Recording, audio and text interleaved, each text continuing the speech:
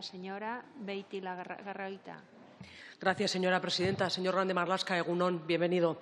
Como usted bien sabe, y aunque aquí algunos hayan dicho lo contrario, Euskal Herria ha abierto recientemente un nuevo ciclo tras la desaparición de ETA y que afronta además este periodo con ilusión, pero también con el convencimiento de que quedan muchas cosas por hacer. Lo primero, desde luego, dejar atrás todas las vulneraciones de derechos humanos para abordar el reconocimiento de absolutamente todas las víctimas y para abordar también el debate, para sentar unas bases sólidas para la convivencia futura. Y todo ello, entendemos, se puede hacer a la par. Ello nos lleva a hablar hoy con usted en su comparecencia de las dos principales cuestiones a debate hoy en día en Euskal Herria, como son la política penitenciaria y la necesidad de reconocer absolutamente a todas las víctimas. Comienzo con la política penitenciaria, para cuyo cambio cuenta con el apoyo de todos los sindicatos vascos, de amplios sectores sociales y de todos los partidos con representación en los parlamentos de Nafarroa y de la Comunidad Autónoma Vasca, excepto el Partido Popular y UPN. En primer lugar, le voy a decir que valoramos positivamente los anuncios del Gobierno para comenzar a acercar a presos a cárceles de Euskal Herria, pero le reconozco también que nos gustaría conocer más al detalle qué tienen previsto hacer y ver hechos para dar por bueno lo que vamos escuchando. Saber para cuándo la repatriación de los presos vascos, que no el acercamiento, que es lo que viene demandando la sociedad vasca en la calle, en las instituciones, en muchos pronunciamientos ya hace mucho tiempo. Y es que con la ley en la mano no debería de haber ningún impedimento, más bien al contrario, y por tanto no se deberían de poder utilizar palabras como beneficios, como privilegios o como trato de favor, como vengo escuchando hoy aquí esta mañana. Porque a algunos de sus señorías se les olvida que la Ley Orgánica General Penitenciaria, en su artículo 12, y el Convenio Europeo de Derechos Humanos, en su artículo 8, establecen el principio de vinculación familiar como derecho de cualquier preso y, por tanto, la actual política penitenciaria impide un trato humano y digno al preso y, sobre todo, a su familia, restringiendo sus derechos más allá de lo que establece la condena impuesta. Para argumentar en contra de lo que yo acabo de decir, se han utilizado decisiones del Parlamento Europeo, pero hay que tener en cuenta todas las decisiones del Parlamento Europeo, no solo las que nos interesan. Y precisamente Europa, el Parlamento que he mencionado, aprobó el informe Bergeron, que decía que se acabara con el alejamiento porque vulneraba derechos esenciales. Pero también hay afirmaciones y resoluciones de jueces del Tribunal Constitucional que dicen que el alejamiento aplicado sistemáticamente a los presos vascos lesiona el derecho a la intimidad familiar recogido tanto en la Constitución como en las normas europeas. En cualquier caso, lo que nos gustaría es que nos aclarase aquello que usted afirmó recientemente en este Congreso. Dijo usted que actuarían con la ley en la mano, que lo harían con un tratamiento individualizado y que no confundiéramos acercamiento con progresión de grado o permisos.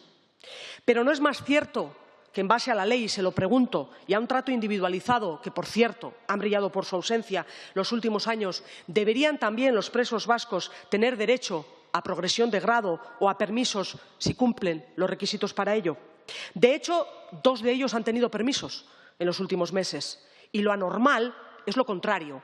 Es que de toda la población reclusa del Estado haya solo un 2% en primer grado, pero de este 2%, en este 2% está englobado el 95% de los presos vascos. Le pregunto, por tanto, si no le parece una situación anómala a subsanar, si no le parece el momento de volver a la aplicación de una ley ordinaria como a cualquier otro preso y no a seguir actuando de forma colectiva en contra de todas las peticiones que sí se están formulando de forma individualizada, cuando estos ya han accedido, por tanto, a hacerlo así como se les exigía por parte del Estado? ¿O es que nos vamos a encontrar, como nos hemos encontrado en los últimos tiempos, con que antes se decía una cosa y cuando aquellos requisitos que se ponían se van cumpliendo, se empiezan a poner exigencias nuevas encima de la mesa con el único objetivo de nunca llegar a aquello que se había prometido? Le pregunto más. ¿No les parece que es hora de aplicar la ley por igual a todas las personas presas y también de retirar directivas como la referente a los presos enfermos, que les condena a salir de prisión solamente para morir, que es la última directiva que con el mandato del Partido Popular se dio a conocer el año pasado? Pregunto también, ¿desaparecida ETA no debería de estar unida a la política, no debería de dejar de estar unida a la política penitenciaria, a la antiterrorista y, por tanto, como en Francia, por ejemplo, no deberían de estar instituciones penitenciarias dependiendo de justicia en lugar de interior? ¿No es hora ya también de rectificar en esa materia? Por tanto, en última instancia, lo que queremos es más concreción para saber hasta qué punto van a seguir ustedes haciendo las políticas del PP y que han ido haciendo eso que decía antes, ¿no? Poniendo el listón cada vez más alto, porque fueron aquellos que dijeron que una vez desaparecida ETA en 48 horas los presos estarían en Euskal Herria. Un discurso muy diferente al que les venimos oyendo desde la desaparición de ETA y evidentemente muy diferente al que han manifestado también hoy en esta comisión. Por cierto, le quiero decir, no sé si sabe, este fin de semana familiares de presos han vuelto a tener un accidente. Ya van 4 en lo que va de año. También eso está aquí. Y aquí se ha hablado de trato de favor, pero no le he oído a nadie preguntar por el trato de favor que sí se ha manifestado y se ha corroborado que está recibiendo el señor Urdangarín y su familia para las comunicaciones que este señor está teniendo en prisión. Por tanto, deberíamos de ser conscientes todos de que el cumplimiento de la ley no es ni privilegio ni trato de favor y que la ley debería de cumplirse para todas las personas en prisión, porque si yo no tengo malentendido, y creo que en eso estaremos de acuerdo, la prisión, lo único, o la condena que se le impone a un preso, le priva de la libertad, no del resto de los derechos, entre los que podíamos enumerar muchos, pero que creo que no tenemos tiempo hoy para eso. La excepcionalidad en el caso de los presos vascos empieza desde su misma detención. En la mayoría de los casos, además, ha sido durante años incomunicada. Circunstancias, además, en las que se han venido verificando la mayoría de los casos de torturas. Y en aras a ese otro objetivo que tenemos de reconocer a absolutamente todas las víctimas, tiene previsto su Gobierno abordar el tema de la tortura de forma diferente en su caso a como lo hizo como juez, porque de las 9 condenas que tiene el Estado por no investigar torturas, 6 son casos instruidos por usted.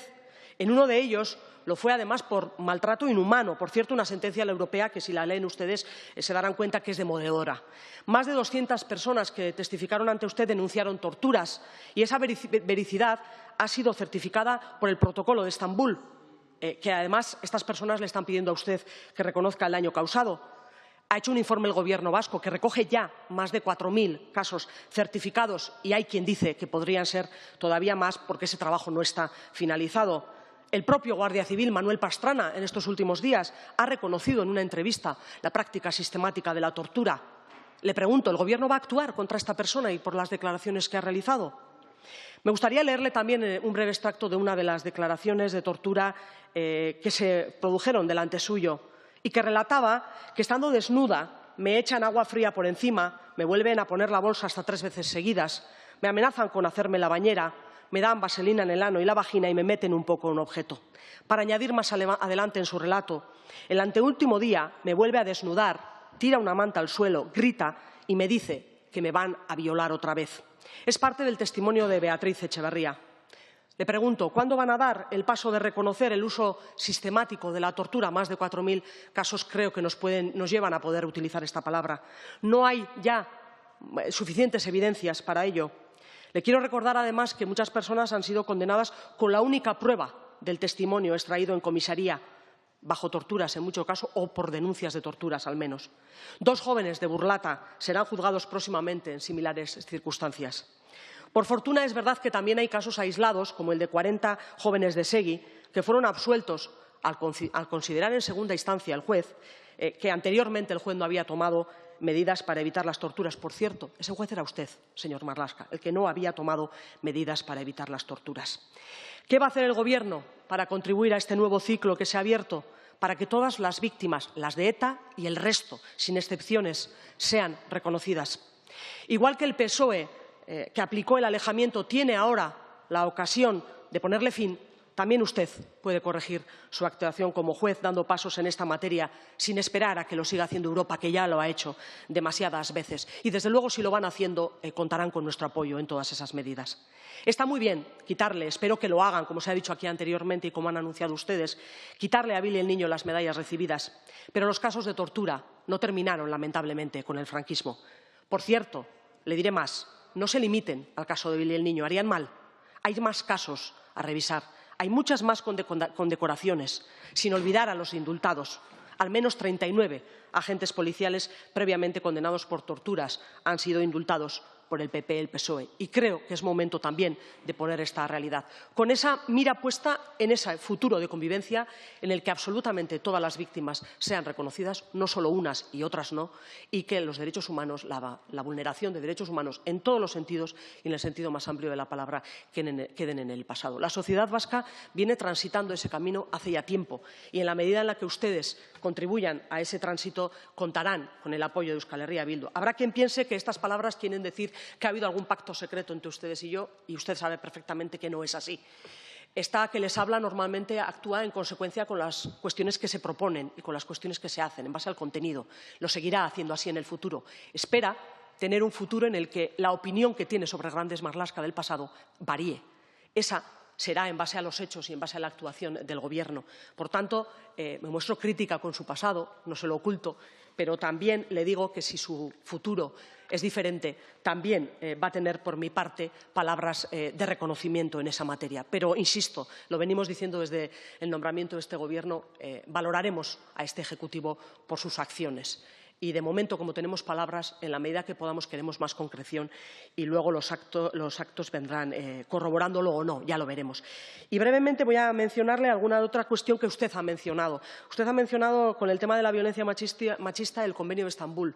Le diré que está bien mencionarlo, pero que queda mucho por aplicar del Convenio de Estambul en la materia, en lo que es el Estado español y que también tiene tarea. Hay que leerse el Convenio de Estambul, incluso el pacto el pacto de Estado que se hizo sobre la violencia de género. Había muchas cuestiones que recoge el Convenio de Estambul que no recogió en su seno y que limitaba, por tanto, el ámbito a abordar cuando se aborda la violencia machista. Por tanto, creo que ahí hay mucho que avanzar. Se quedó corto y, por tanto, está bien que apele al Convenio de Estambul porque estaría bien que se aplicara en todos sus términos. En cuanto al tema de los derechos civiles y políticos, que también se han visto seriamente mermados en los últimos años, el nivel de el derecho a manifestación, a expresión, de todas las materias, ya ni pedir derechos salariales o pedir sanidad o educación o otras muchas materias es fácil hoy en día en las calles del Estado español. En la medida en la que eso suponga acabar con la Ley de Seguridad Ciudadana, nos tendrá cerca.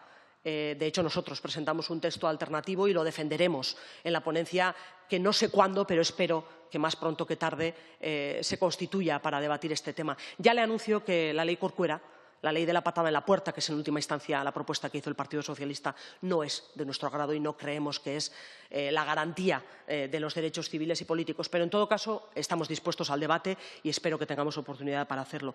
Y en la política migratoria le reconoceré que ofrecerle un puerto seguro al Aquarium fue un buen gesto, pero que la política de asilo, y se lo han dicho otros compañeros, requiere de un cambio de 180 grados, requiere no de hechos simbólicos, porque ese mismo fin de semana que el Aquarius llegó a Valencia, muchas más personas que en ese barco llegaron en patera al Mediterráneo y muchos más seguro que no llegaron, se quedaron en el camino, porque se ha convertido el Mediterráneo en un gran cementerio que los derechos humanos y el punto de vista que tenemos de que todas las personas debemos de tener los mismos derechos no debería de seguir permitiendo. Por tanto, hay mucho que hacer en esa materia y en la medida en la que no se queden en hechos puntuales, sino en cambios más sustanciales, también en eso nos encontrará de la mano. Pero tampoco en esto le diré que las declaraciones que han hecho me animan demasiado, porque aceptar que vengan para decir que pueden terminar en un CIE o apostar por que los CIE sigan abiertos sigue siendo apostar por no hacer una verdadera política de asilo.